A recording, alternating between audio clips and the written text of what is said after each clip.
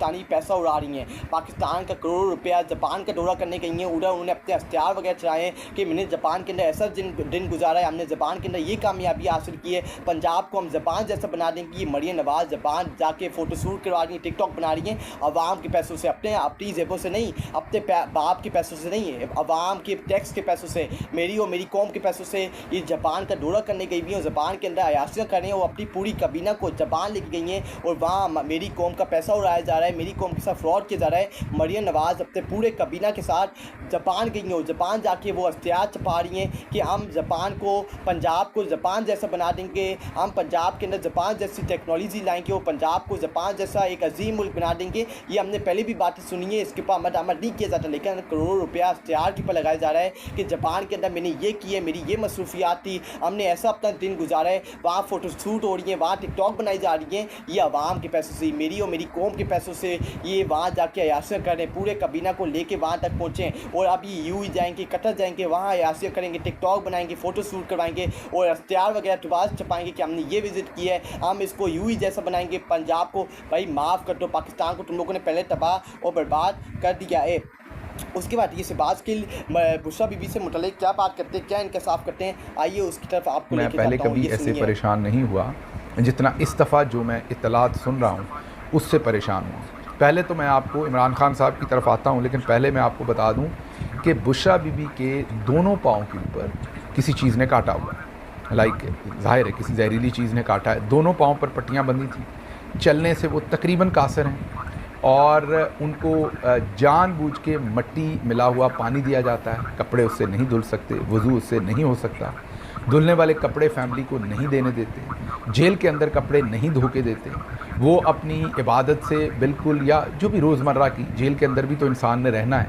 वो भी उनके ऊपर अब तंग कर दिया गया। उनको ऐसी जगह पर रखा गया है कि अभी बारिशें जितनी ज़्यादा हैं तो सारा पानी अंदर भर जाता है, मतलब उनकी चारपाई के नीचे पानी ही पानी था। एक तरफ करती थी तो ऊपर से पानी गिरता था, दूसरी तरफ करती थी तो नीचे पानी, जो मैंने आपको कहा है कि वो पानी भरा हुआ था सारा। तो किसी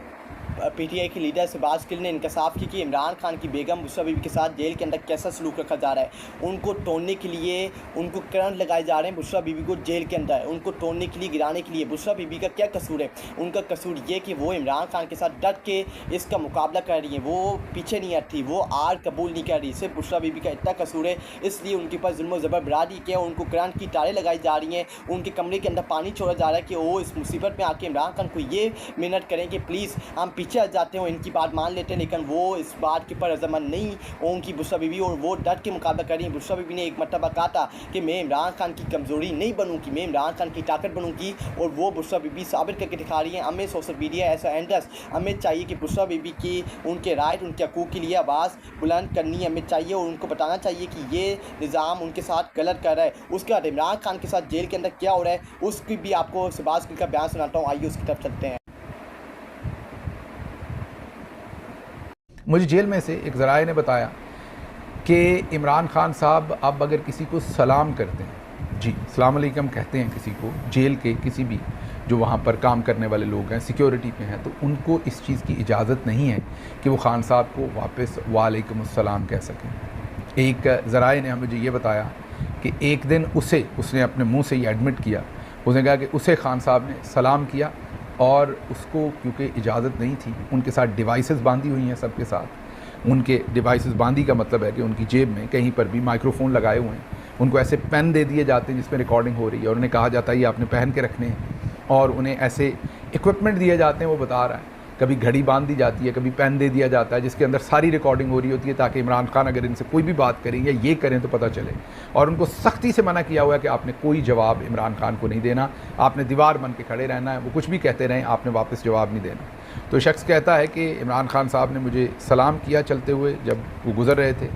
कहीं अदालत ला रहे होंगे या ले जा रहे होंगे, तो ये गेट पे ड्यूटी थी तो सलाम किया और मुझे इजाज़त नहीं थी और मेरी रिकॉर्डिंग भी हो रही थी। तो कहता है मैंने जवाब नहीं दिया, लेकिन गिल साहब मेरी आंखों से आंसू टपक गए, मैं इतना शर्मिंदा हुआ अपने आप से भी, मैं शायद अपने ज़मीर से भी अब आंखें मिलाने के काबिल नहीं रहा कि बच्चों की रोज़ी के लिए मैं कितना आगे चला गया हूँ कि मैं खान साहब के सलाम का भी अब जवाब नहीं दे रहा। लेकिन कहता है कि उन्होंने कभी भी चेहरे पर कोई